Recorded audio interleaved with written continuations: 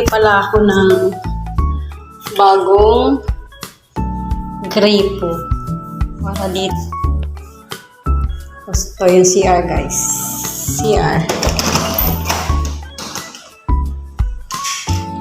Lilinisan ko pa lang yan. Shit. Nagwalis lang ako. Walis. Malinis naman siya kasi nilinis to ng dating yung kwarto. Tcharam! So, open nyo lang yung bintana.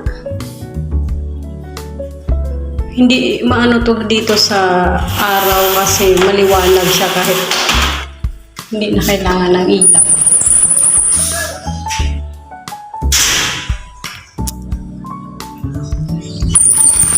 So, nakapatay lahat ng ilaw niyan guys. Nakapatay.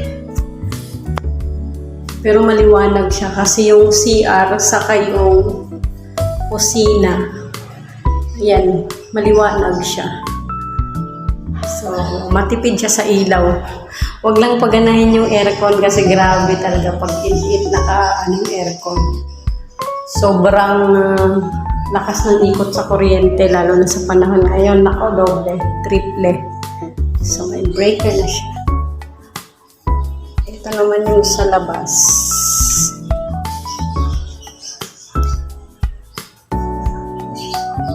Pero tapos ko lang maglabahan nila.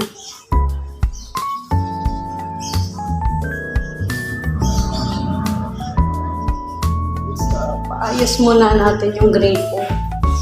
Sis nasira yung... Okay, uwi na ako.